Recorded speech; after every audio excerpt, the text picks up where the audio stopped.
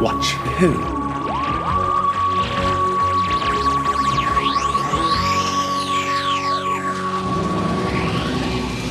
Hello.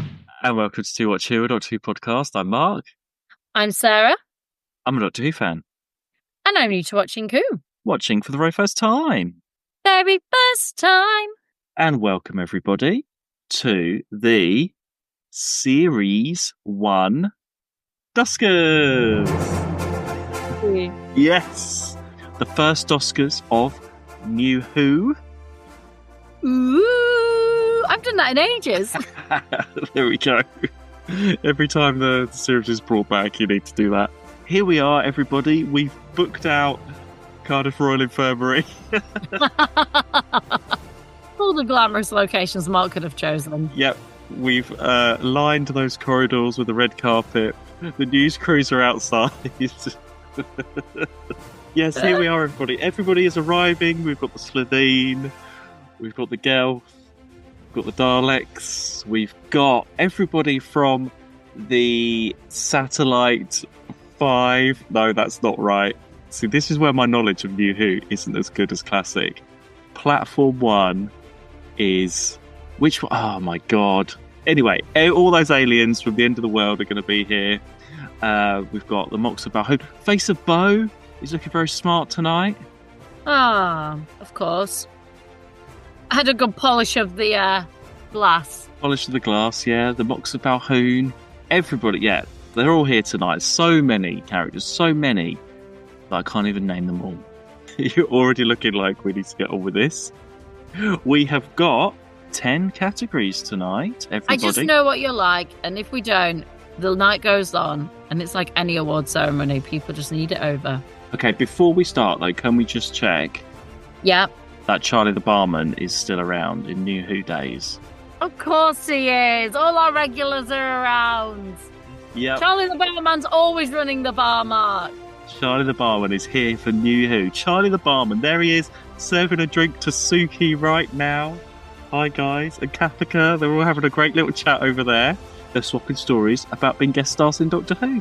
Would it be the Doscars if Charlie the Barman wasn't mentioned or involved? Absolutely not. Absolutely. Oh, and there's Edith over there as well.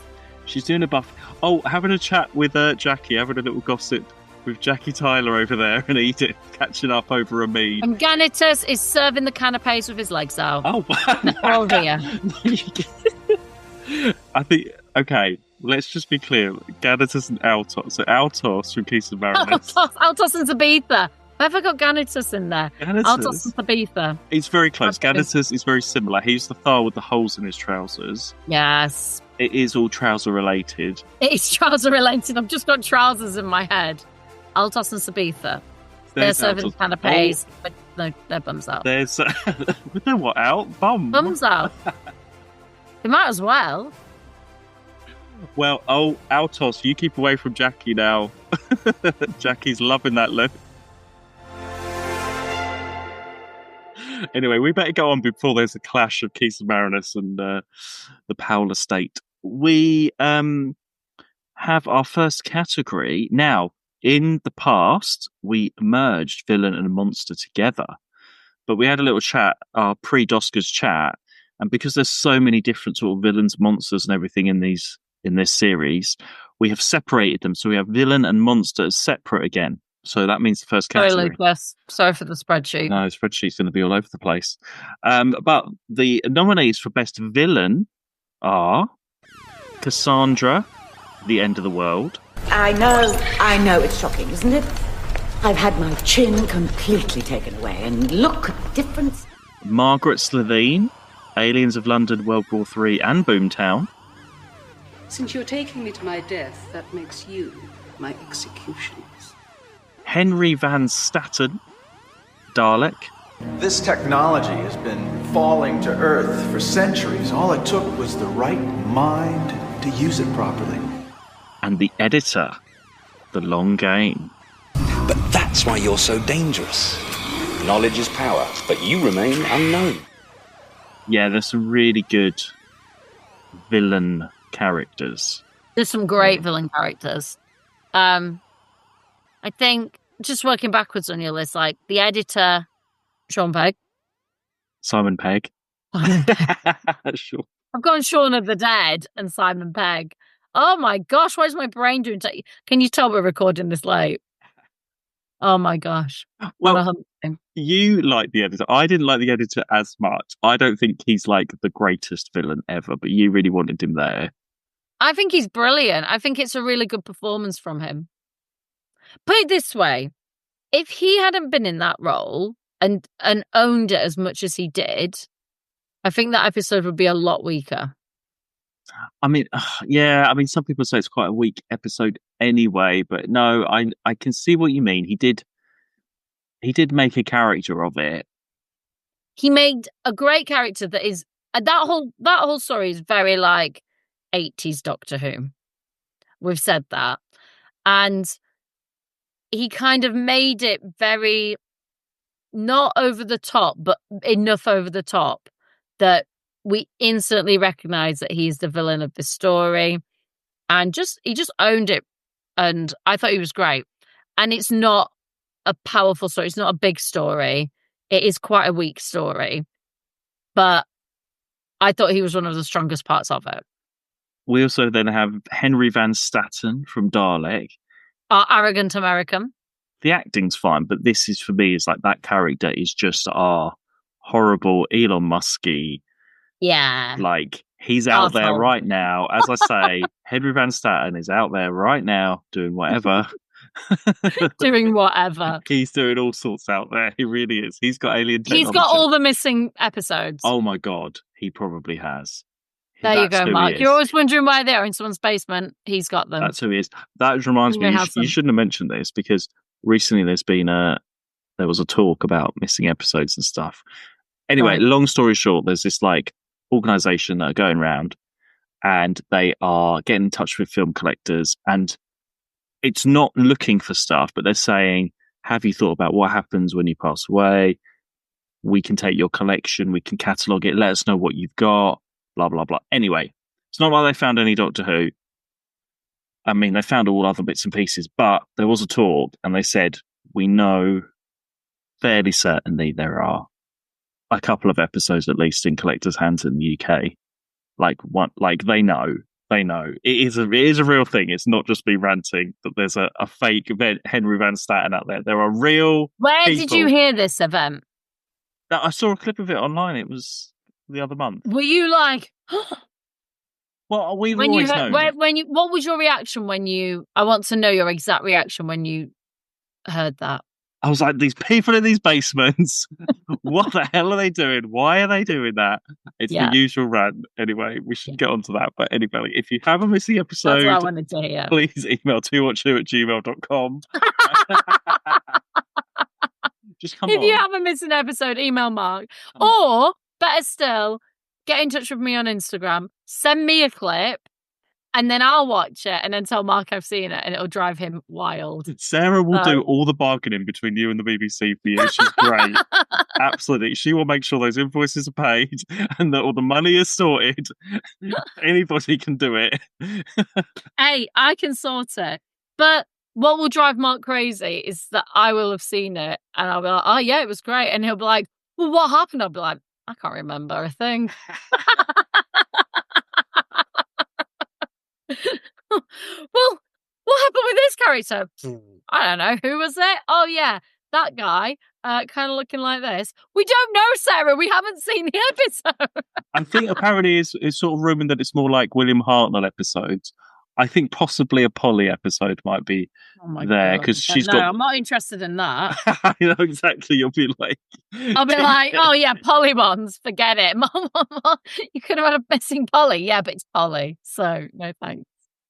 No thanks. God. Anyway, let's get back to. Let's get back. So that's Henry Van Staten. Yeah. Margaret Slevine. I mean, in 3 episodes, it's quite rare that we get a guest star coming back. You know, in a returning episode. Annette, played by the wonderful Annette Badland. Who's lovely. Who is absolutely lovely. Yeah, we love her. Absolutely. When we met her in Barry. Who made her excuses and left after a little while of chatting to us. Uh, Don't blame her. So, yeah, I mean, and like, she did some really good acting. I mean, there's the silly stuff in the Aliens one, and then in Boomtown with the Doctor having the dinner, and she's going to go to her death and everything. Yeah, She's like wonderful, big and camp enough with it that for that sort of like, I mean, because she is a villain and monster.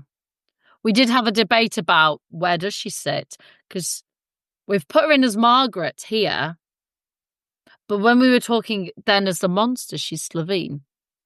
Yeah, in my mind, it's more the Margaret's, the mayor, and Yeah. and all of that and everything. And she's brilliant actress. As I told her when I met her, that she was Mrs. Wobble the waitress in Happy Families. Of course you did. I was a total Happy Families fan before I watched Doctor Who when I was like 4 or 5. Happy Families was the show. This could have been a to watch Happy Families. How long would that have lasted? There was two series or so. Yeah. Right. So like 6 months. Yeah. Mrs. Wobble the waitress was the first episode. Why didn't we choose that one? Why didn't we choose that one in 2020? That's what I want to know. And then Why did Sarah not pick that? Also, Cassandra from End of the World, our first villain of the New Who, really, because we didn't have anything in the first episode. She really set the tone, actually. But also, again, what was great is she comes out as the villain at the end. Well, yeah, she's sort of a bitchy kind of alien-y thing. She's got all the sarcastic. She comes across as a bit of a strong character, but then she's the villain behind everything. Just totally memorable, and to be part of that first episode with all of those aliens and everything else, such a great idea to have the last human as this like piece of skin thing. Yeah We did debate whether she was a monster as well. Yeah, but as she's sort of like the last human and everything, it's sort of it does fit into the villain category. So there are memorable ones that we nominated. So who is going to win this award?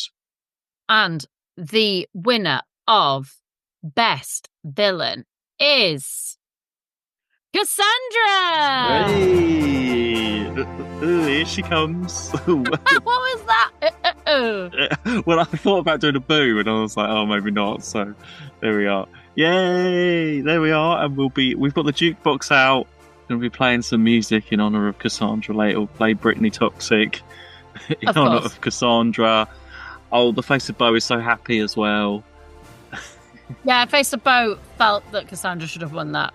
Oh, Face of Bo was there. Can I just say as well, in the end of the world, we missed a Bad Wolf reference. I think the blue guy, Moxa Balhoun, is talking to the Face of Bo, and he says, "Oh, this is the Bad Wolf scenario or something," when they're all panicking. So Bad Wolf starts off right there.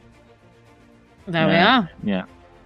Anyway, well done, Cassandra. Off she goes. She's teleported out of here now. She's got her award. She ain't staying around. Yeah, it's off on her A-frame. Right. Oh my god. We better speed up. Best monster. So the nominees for best monster are the Face of Bo, End of the World, the Slitheen, Aliens of London, World War 3, Boomtown, Dalek, Bad Wolf, Partner of the Ways, and Gas Mask Child from The Empty Child and the Doctor Dances. Now, this is a bit of a weird one, isn't it? Because let's just start with Gas Mask Child, because technically not a monster. But is an empty vessel. Now, this is where we were debating whether Cassandra should be a monster, because she is also human. But Gas Mask Child is no longer human. It's an empty vessel. Well, it's not really. It's still the kid. It's still the Nancy's son. He's just got this. He's just been merged by the nanobots, like medically merged with the gas mask, hasn't he? But I suppose he doesn't know who he is anymore. I don't. It's not very clear actually when you start thinking about it. I don't know. It's like a zombie child thing, but it is still him until the nanobots. Anyway, it's best not to overthink that at all. But we've put Gas Mask Child in the monster category. Everybody, you're just going to have to accept that. And here's, Yeah, I think it's technically by that point is no longer a child because the alien has come and entered it. yeah, okay, let's say that. Yeah, Let's say that. there's a lot of debate about it. I could just see over there. There's Nancy and all the kids from the Blitz having a great time. They're having a day out in the theatre, in the infirmary. Hello, everyone. Right. So that's Gasmon's child, Dalek. Obviously, the Daleks are a big part of this series, and especially that lone Dalek. Absolutely brilliant. Makes you feel emotions for a Dalek. The redesign is brilliant. Well, this is the thing. I guess, like, because a Dalek almost comes into two categories, because there's that first one where you get the whole inside, and then the ones later, and they feel like completely different Daleks as well because of the storyline. Yeah, that's true. Didn't really think about that. But let's just say Daleks as a whole.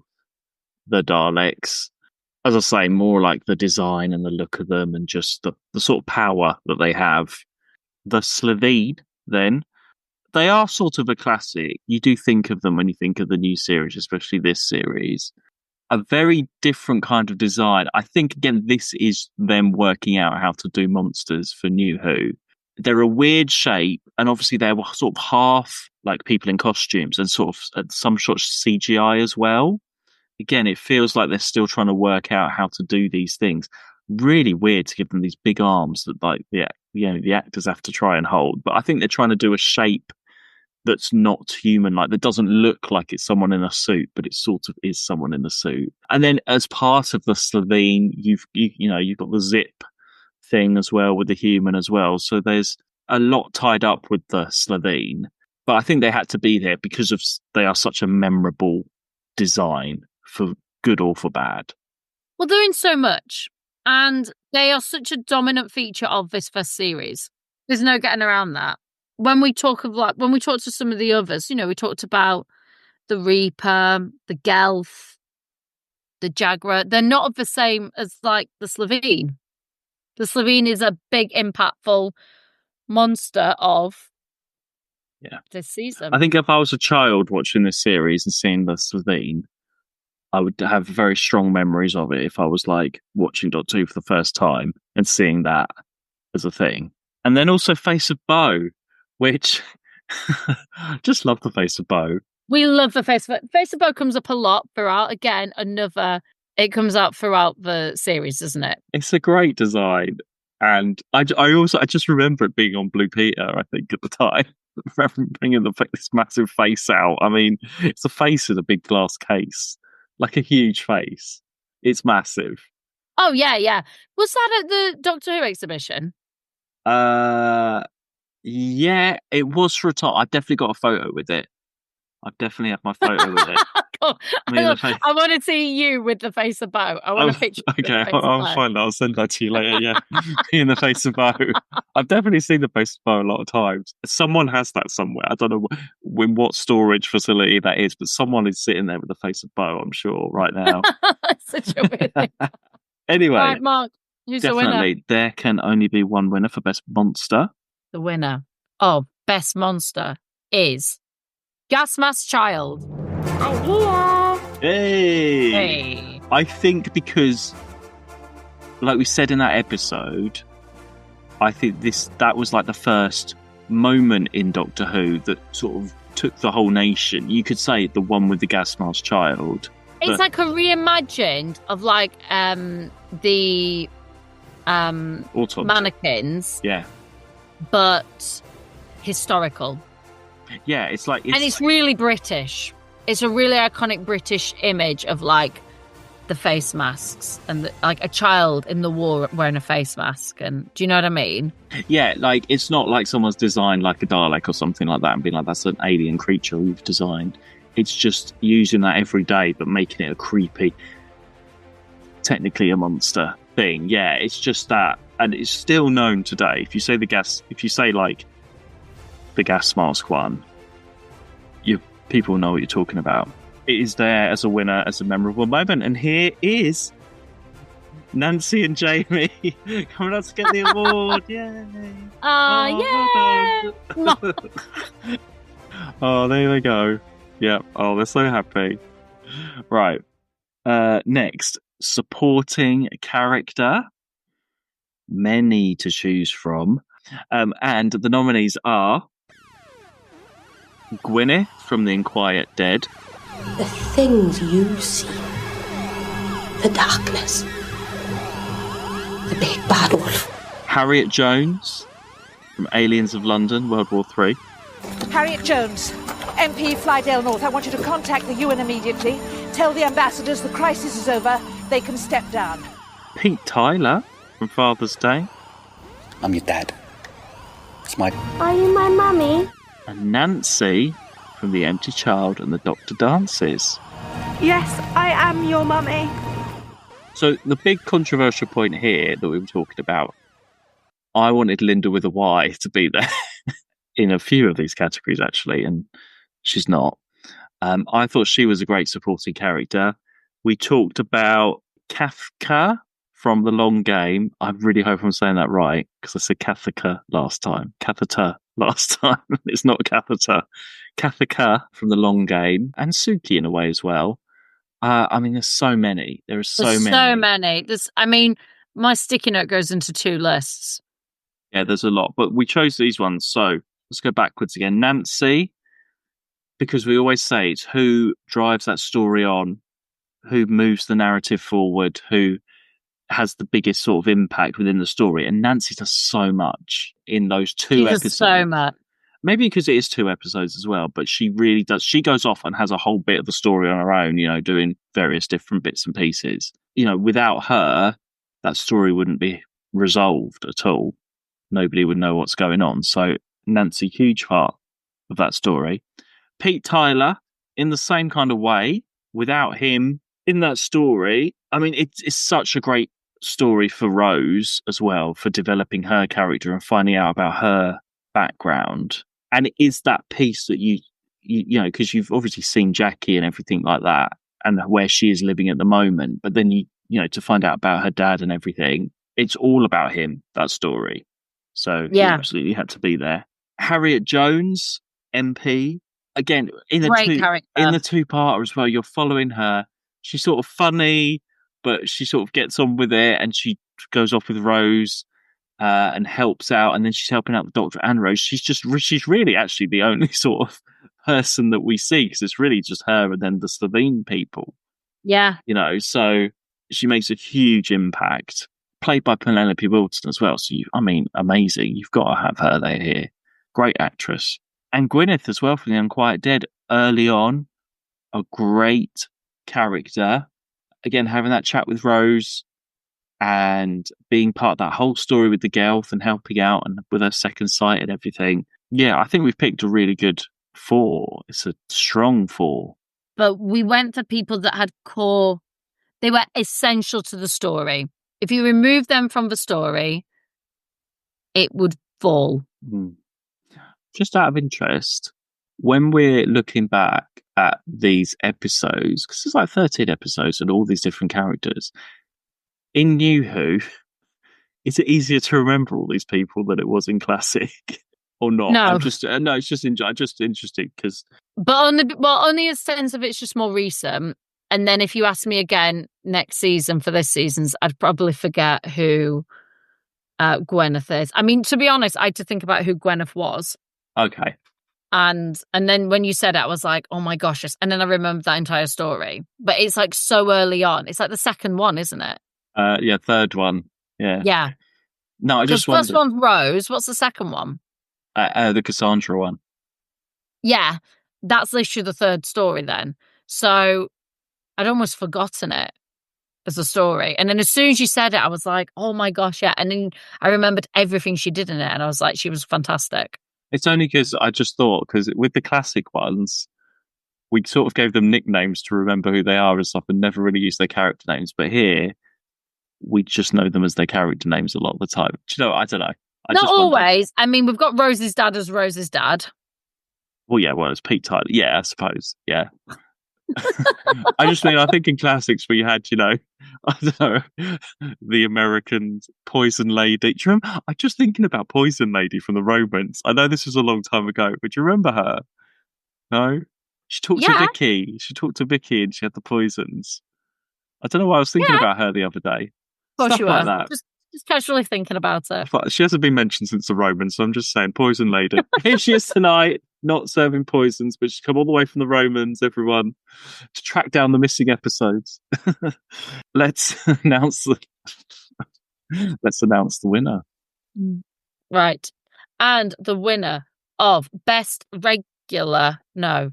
what is it? Supporting. And the winner of best supporting character is Nancy! Yes! Oh my god, another winner for the Empty Child Dr. Dances. Here she is. Oh, and Jamie's here as well. They're all the kids are coming up for the Blitz. Yay! Party! There's no pork. Sorry, there's no meat, there's no pork. Off you go. No. Edith is serving up a nice... Not on this stage, though. Off you go. No, Edith will have your buffet hog roast ready for you guys to celebrate. Well done. Yes, absolutely brilliant actress. Did I say she's given up acting? No. Oh, no. I think I talked about in the episode. You said that she'd been in a few things before it. Yeah, she'd been in stuff before, but then there wasn't much on her IMDb afterwards. Yeah. And she did an interview with Doctor Who magazine like 5 years ago and stuff, and it said she'd given up acting. I don't know what she does now, but no, that's why she's not as prominent. Otherwise, I think she would have been gone on to do amazing stuff. So that's a bit of a shame. What should we do next? I've got now best story next. Yeah. Best story. I'm just going to, because I did say I would do this, read out a few Spotify comments under our episodes. There's only a few, but I said I'd do this. So I'm just going to have a look through. So we started off with Rose. Maximan 2005 says, I have admittedly taken a break during most of the wilderness years, but glad to be back. Well, yeah, well done. Thanks for joining us. Thanks for joining. I thought you were going to make me guess what episode people were commenting on. No, I'll just go through. I went, oh God, by the way. Just want to state that. Okay. And Cole Lynch says, New Who, yay. I think a lot of people were pleased that we were starting the new series. So that's quite good. Unquite Dead. Kieran James Evans says, there were gas-powered fridges and washing machines prior to people widely adopting electricity. I think we were talking about whether they should have had gas or not then and stuff. So I think we were just getting a bit of a fact check there. Thank you very much. Standard. Oh, and then Father's Day. Who's this? The Welsh Smith says, can confirm I was 8 when I first saw this. And while I did understand the plot, I was far more intrigued by the Reapers than the heartfelt drama. Yeah, because I think we were saying about it's more like a character piece in terms of action kids sci-fi. It's a very different type of story, and you do have the Reapers there, but we didn't really even talk about them very much when we did that. And the Whovian with a small collection says, first saw this episode really young, like 3-4-ish, and didn't really understand it, but I watched it this year and it led to a full-on flood of tears and breakdowns. I had to pause it and come back because somehow the episode hit me like a truck. Yeah, again, it's sort of not a kiddie story. And then somebody with their name is just a load of numbers says, Mark, we need a special episode of your convention stories. Oh, yeah. Well, there we go. That's maybe. The people have spoken, Mark. The people have spoken. And then on The Empty Child, the Doctor dances. Someone called Mark. Great podcast. Yes, great story with Dr. Constantine. It was scary. There is a worse one, and then they name a future episode. So I won't mention that, as it might be a spoiler, but they're agreeing there. Mark agrees that it was scary. Whovian with a small collection again. My history teacher in high school, using this episode to teach the Blitz, became my favourite teacher of the school. My gosh. Can you imagine using, now you're going to watch some Doctor Who to learn about the Blitz? There's absolutely nothing in there about the Blitz. No, apart from Nancy stealing food. Yeah. And there's the blimp. And that's it. Yeah. You should wait to put some Doctor Who on. I did the Blitz in school very much. We just had to design our own air raid shelter. It was draw your own, design your air raid shelter. Son of Big Sweek says, I revisited this one recently and not too hot on it, to be honest. Finished part 1 and I didn't bother for part 2. Actually preferred the Aliens in London 2-parter instead. Wow, I think that's a different opinion to most people, I think, because, I mean, they're both different tone. This one's scarier, got more atmosphere than the Slitheen one, definitely. Boomtown, who with a small collection, loving the comments here, says, need to see Jack in his cream trousers walking down the Doscars runway.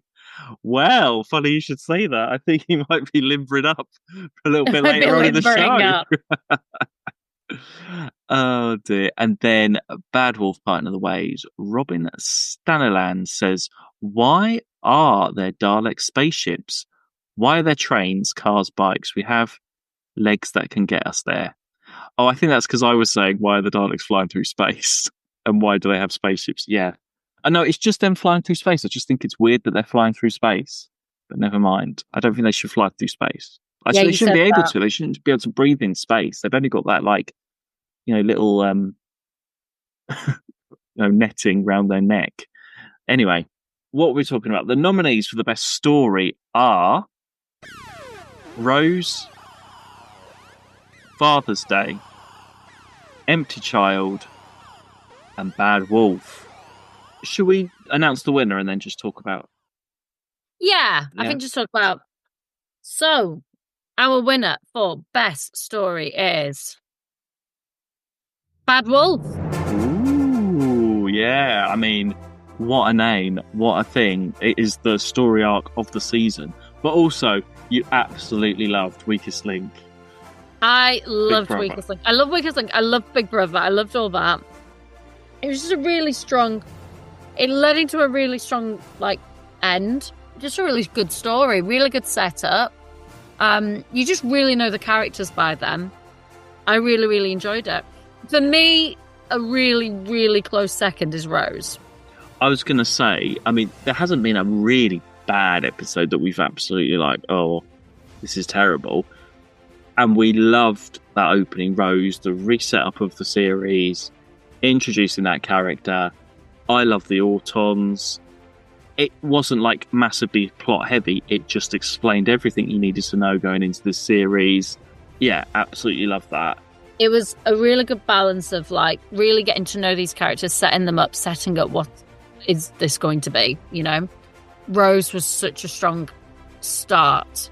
It's such a strong opening story. And throughout, and in that episode and throughout, the humour has been great as well, hasn't it? Just the one-liners that you get in for a lot of these characters and stuff. Father's Day as well. I mean, like we've said before, the character stuff, the impact. It's really impactful. The drama. It's just a really lovely standalone episode. I think you could watch that by itself, and having not watched anything else, but you understand, because it's set up at the start, she's I want to go back and see my dad, because you do get that little bit at the start, and you understand things that are going on. And, the monsters are the monsters, and what's going on is going on. But it's just great as it is. Yeah, and Empty Child as well, like we said. Great atmosphere. Really strong story. Introduced Jack. All that. Yeah. I'm definitely appreciating two-parters more than I have before. I think I've always thought, the two-parters is a bit of a waste of an episode in the series. It could have been a completely different setting and stuff.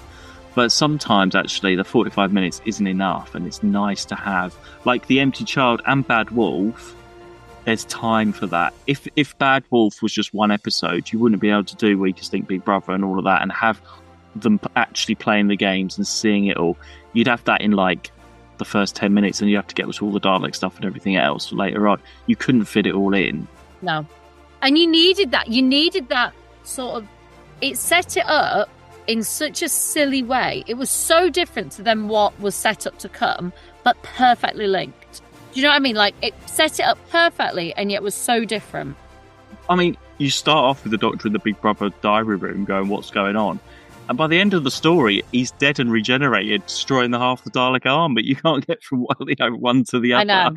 You need that time to get there and do that. So, but part one, Bad Wolf, is absolutely, a standout. And such an easy watch, just flew by. Oh, I'd love to see those ones at the cinema on the big screen. That would be fun. Moving on, nearly halfway through. We'll speed up, don't worry, everybody. Make sure Edith and Charlie will have you topped up. Edith, stop talking to Jack. Or the other way around. Jack, stop talking to stop Edith. talking. Carry on. Jack, stop talking to Edith and Charlie. Let's do best regular, more than usual than we have. So our regulars are the Doctor, Rose, Mickey, Jackie, and Jack, as they all appear in multiple episodes. Would you like to announce the winner? Best regular. Yeah. And the winner of best regular is the Doctor. Hey, yes. I mean, it absolutely had to be, really. Christopher Eccleston, it's his only series. I was quite critical of him at the beginning, and it's taken me a while to get back into, because I hadn't watched a Christopher Eccleston episode for a long time, because I was like, obviously at the time on TV, it was amazing, and then you sort of, other Doctors come along and stay there for longer, and you get used to them more and stuff. And I just felt that humour stuff didn't really work for him, but actually, no, it does. Watching them back again, it does work. I think there are a few occasions you can see he's a bit uncomfortable, but actually by the time you get to that last two-parter, he really is the Doctor. He's doing those funny lines, he's interacting with Jack and Rose, his seriousness when he gets really angry, but then when he's saying to Rose, I'm going to come and get you, his stuff with the Dalek. There's a great rapport between him and Rose. That's really evident. There's a really strong feeling of rapport and friendship. And and the stuff with Jack as well. When Jack comes along, is a bit funny with him to begin with, but then when they're all having, even with Mickey as well, when they're all down at the bay having dinner in that restaurant, it's just really nice to see that as well. And when you see him in Rose as that sort of loner, he's a bit funny with Rose, he's you don't expect that character to be in that place by the end of that, towards the end of the series. But there's a few moments where I like that moment where he's just sat there having a normal meal. You don't think of a Doctor sat having a normal meal with people, and you don't think of the Doctor having chips. You don't think of just those regular things that could happen. He really, he comes in, it comes back, there is no blueprint for what New Who is, and he has to set up this whole franchise to lead it and to be what this new thing is going to be. And I think he does a really good job. I think he's fantastic. I really enjoyed him being the Doctor. And like I said, I actually felt really sad when he regenerated. It felt like a loss. Yeah, great impact. And he set up it, a bit like William Hartnell or Patrick Troughton. If he hadn't have made this series, if it didn't work, we wouldn't have Doctor Who 20 years later. If he had failed and not done it right, it would not be on TV. And I think he did a really, really strong job. Writing's great, but it's no good if someone can't deliver it. And I think he really delivers it. Yeah. Next category then. Best cliffhanger. So we only have 3 cliffhangers from the whole series. And they are from Aliens of London to World War III, the Slovene attack. Thank you all for wearing your ID cards. They'll help to identify the bodies. And then we've got from Empty Child to the Doctor Dances. Again, a bit of an attack with the gas mask child after Nancy. Oh, and then all of the gas mask people waking up in the dormitory place after Jack and Rose and the Doctor coming after them. Tons of them all of a sudden. Mommy.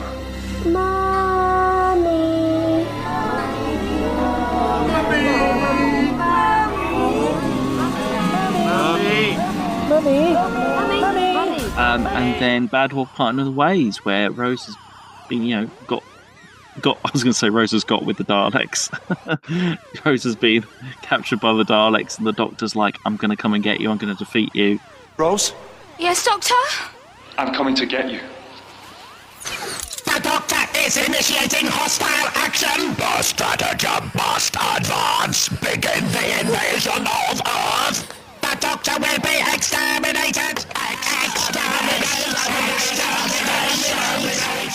Yeah, not the most impactful cliffhangers ever. More like a classic. They're just setups rather than cliffhangers. That's it. It's not like a classic cliffhanger where, I don't know, Sarah Jane falls off the scaffolding or something. What's going to happen next? It's more of a, we found this out, right, now what's going to happen? How are they going to sort it out next week? There's all this stuff now set up.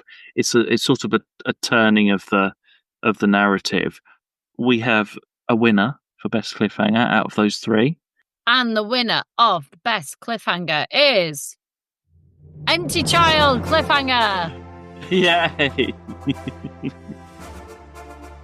It's doing very well, that story tonight. I knew it would be. They get the Empty Child. Dr. Dance's dinner table is having a proper party tonight. What is next? We've got 4 categories left. Everybody. Come on, Mark. All right, you can do okay, this. let's go. Well, here's a really quick one. Icon of the season.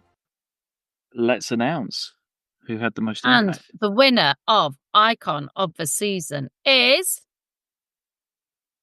Rose. Yes. I mean, it absolutely had to be Rose for Series 1 because it starts with Rose, it's named after Rose. It ends with Rose. We join the series through Rose's eyes. We follow her. She is our connection into this whole series, and it's all about Rose. So far, the companion in this whole series of all Doctor Who that we've known the most, has had the most background, has had the most development. I mean, it's obviously, and Billie Piper is a great actress and has given us so many moments of humour, but also like drama and emotion throughout as well. And that speech at the end, I think she does it in the part of ways I think is great. I don't think anyone can fault her acting or her character, and there's a reason why everybody remembers Rose and Billie Piper and why she's such a beloved companion character in Doctor Who. So absolutely, we are proud to present the Icon of the season to Rose, 100%. There we are. What's next? There we are. We're speeding through, aren't we? We are speeding through. We should be. Well, What's next, Mark? Well, everybody, if you just like to glance over here, if we head down to, we all head down. Everyone, leave your seats for a second. We're going to head down the sanatorium, or wherever we are. Where are we? Infirmary. The sanatorium. God. I feel like we're in the sanatorium. We're going to walk down to the Clothes Watch stage, which we set up outside the car park here at Cardiff Royal Infirmary.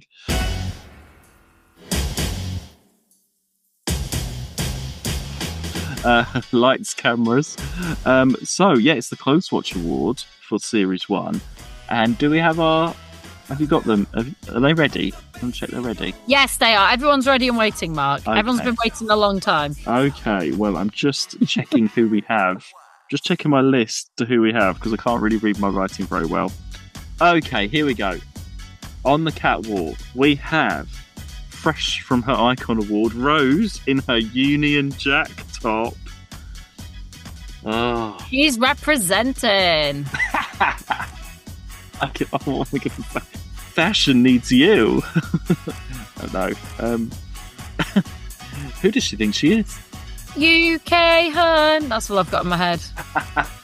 No, I was going to say something like red, Bing, white. bang, bong. Ding, dang, dong. Bing, bang, bong. UK hun. That's what I had in my head when Rose walked down that catwalk. That's what she's walking. Well, she's walking down to the Spicy Life, but she's blitzing it. And then we also have Captain Jack in his 1940s outfit as well. I love a man in uniform. Oh dear. Also, we have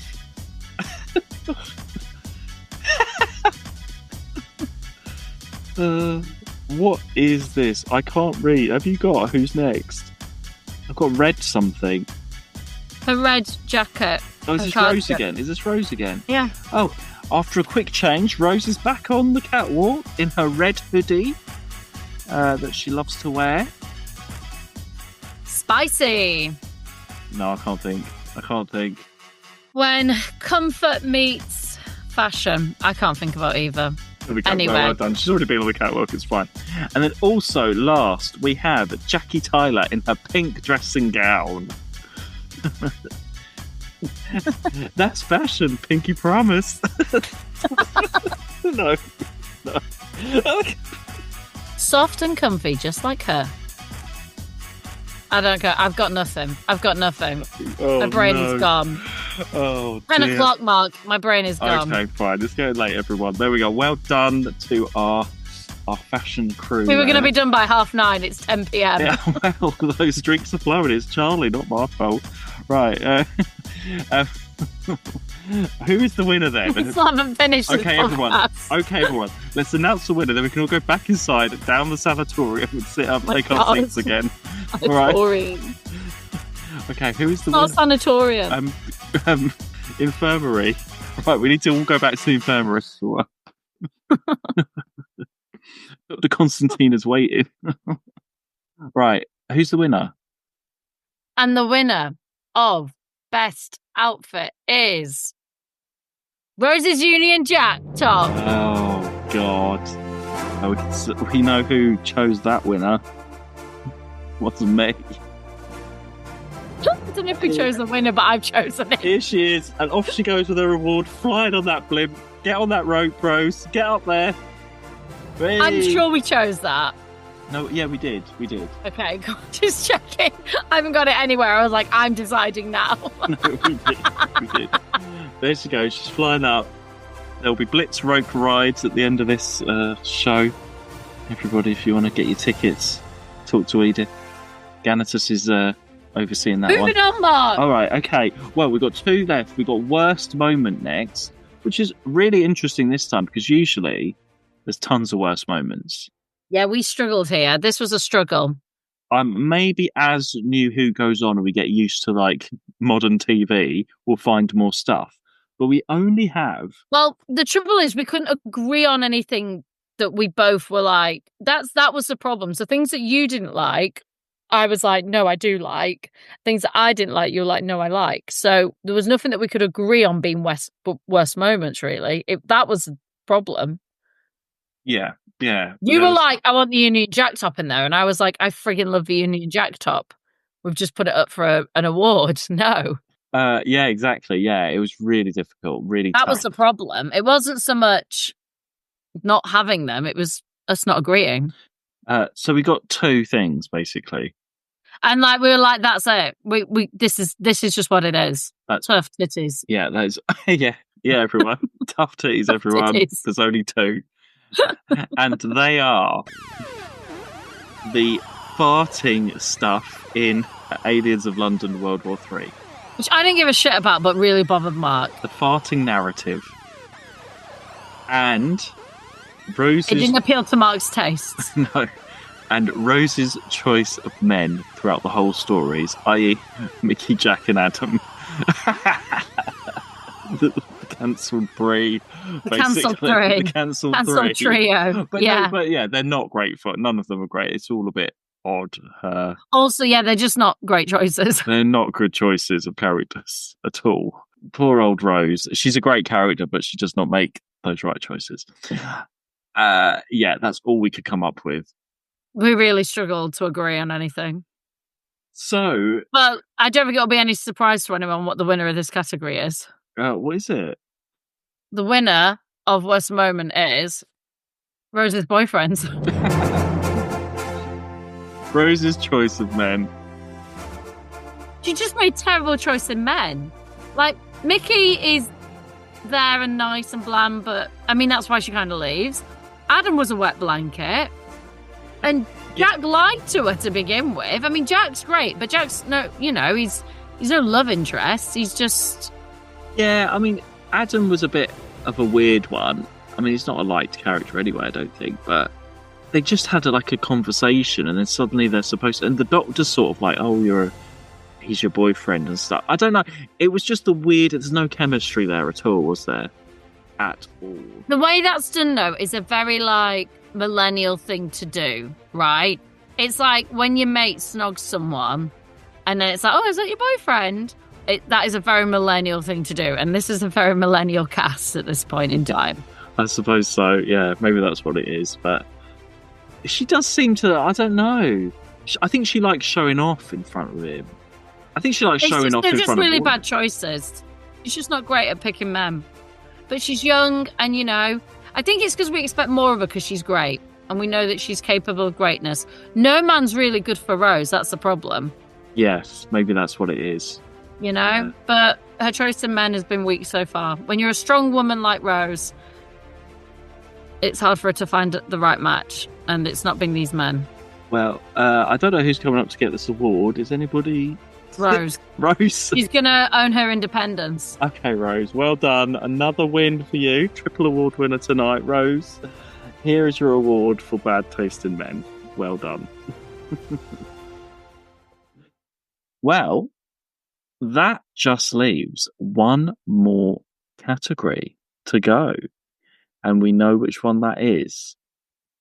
The Sir Ian Chesterton Heroic Moment Award. It is the Heroic Moment Award. And votes have been coming in. Oh, okay, right. I'll say what they are first. Okay, so the nominees for the Series 1 Sir Ian Chesterton Heroic Moment Award are Gwyneth, the Unquiet Dead, for lighting the match and saving everyone from the Gelf. I can't send them back. But I can hold them. Hold them in this place. Hold them here. Get out.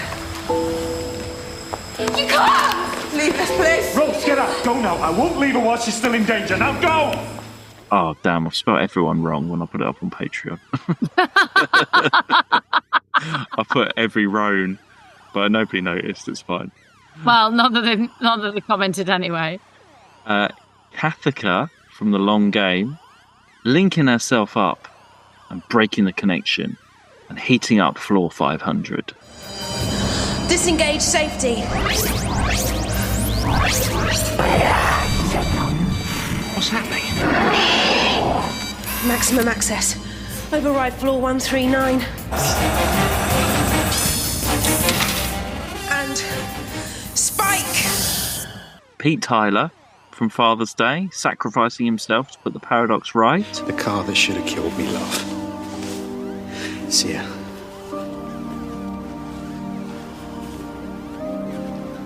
The doctor worked it out way back, but he tried to protect me. Still, he's not in charge anymore. I am. And Nancy from The Empty Child. And I also put The Long Game, and I meant to put the Dr. Dances for looking after the evacuated children. Haven't seen you at one of these before. He told me about it. Sleeping rough? Yes, miss. All right, then. One slice each, and I want to see everybody chewing properly. Thank you, miss. Thanks, miss. So many typos there. Oh. Okay. Who would you have voted for? Hold on. I just need to see. We do have a tie at the moment. So can you... Oh no, how are we going to do this again? Oh, mate, just do it. I would vote for Rose's dad. Hang on a second. If I haven't voted either, so if you vote and I vote secretly, we won't know who's tipped it. Okay? So you're but you vote secretly, and then you can tell me afterwards who you voted for. How's that? I've already said I'd vote for Rose's dad. There's no way I can vote secretly, Mark, because I have to tell you. You vote for Rose's dad. Okay, fine. Okay, right. Yeah, it was a tough decision. There were loads of people there. I wanted Linda with a Y. Yeah. Right, and I was like, everyone else has made personal sacrifice, so she can't be. And so Mark was really sad that she hasn't been nominated. Well, she did. I mean, my argument was she stayed on the game station to fight the Daleks. She didn't have to. But she didn't. It wasn't like a sacrifice in the same way as like Gweneth literally sacrificed herself. Kafka literally went down and did the thing to stop everything. Linda just goes along and dies. Yeah, I suppose she does. But Rose's dad literally stops and kills himself, and Nancy goes and, well, Well, she was doing all the everything. work. She was doing a lot of work helping the evacuated children and stuff. Yeah, but then in the end helps save everything through admitting to a child. So the 4 we came up with were what we thought were the biggest sacrifices. I mean, I was going to give the Gronwyn Honeybee Award to Linda with a Y.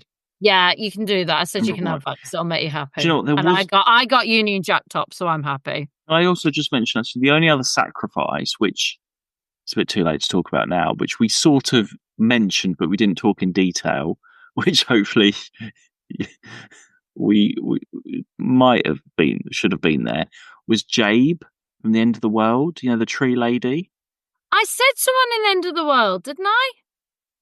I don't know. No, we did mention it, but we didn't talk about. No, because you're right. She held the fans down and burnt to death.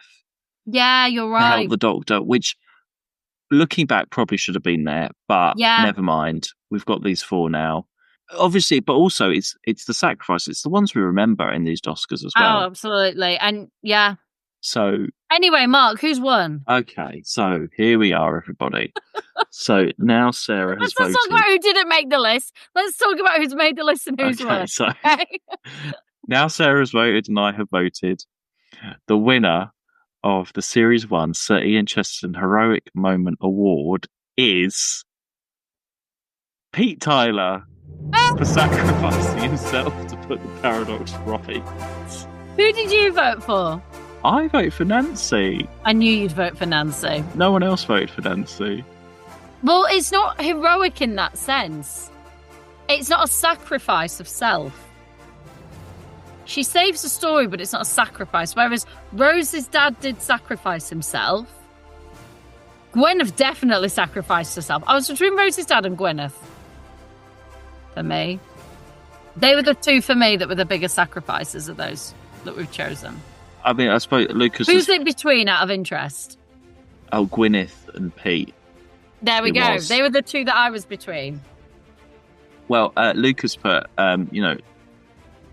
it quite well. Pete finally did something right with his life and showed the love he always had for Jackie and Rose.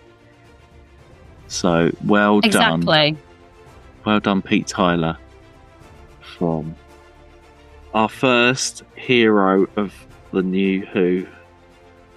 Drinks are with Pete at the bar. They'll be handing them out tonight. Get your mead as well from Edith. And there we are. That wraps up the Doscars.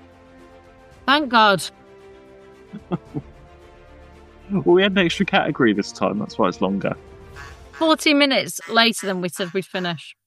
Yeah, but we did start like about half an hour later. We did start a bit later. We started... You're editing, it's not my job. We started around the time we said we were going to finish. No, we didn't. Because I remember looking and thought, well, we're not going to be done in 20 minutes.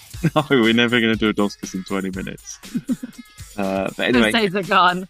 Thank you, everybody, for listening. Do you remember, Mark, when we used to say these are going to be 30-minute episodes? Do you remember when we first started this podcast? And we talked about it and we were like, we'll just do some 30-minute episodes. Do you remember that day? Yeah, I do. In fact, sometimes you like to remind me of that day. Okay, well, we'll try and do 30. And then whenever we come to a Doscars, I remind you of this. Okay, we're going to try a 30-minute limit then, everyone. See how that goes. Anyway, thank you, everyone, for listening to this series. Thanks for your comments. Yeah, we will see you soon for Series 2, starting with a Christmas special. Beginning to look a lot like Christmas. The Christmas invasion with another Doctor. So, the DT years. The DT years begin. Yes. So exciting. Very exciting. Well, you can follow us on the socials at 2WatchWho or at patreon.com/2WatchWho or something of that nature. And we will see you all very soon. We might have a week off. I don't know if you've had a week off or not. I don't know. It all depends what's going on. But we'll be back very soon. Mark's in charge of all that. And also, make sure you subscribe wherever you listen to podcasts or give us a review. as Yeah, well. we love reviews. Give we us love a review. reviews. If you can't subscribe, please leave us a review. Give us a review, yeah, wherever you listen as well. That's always nice to read. We haven't had any Apple ones for a while. Well, actually, we've had a recent one. It's not a good one. So it's our first not good one. So please give us a nice review when you do give us a review. Anyway, we'll see you all very soon, everyone. Bye. What a note to end.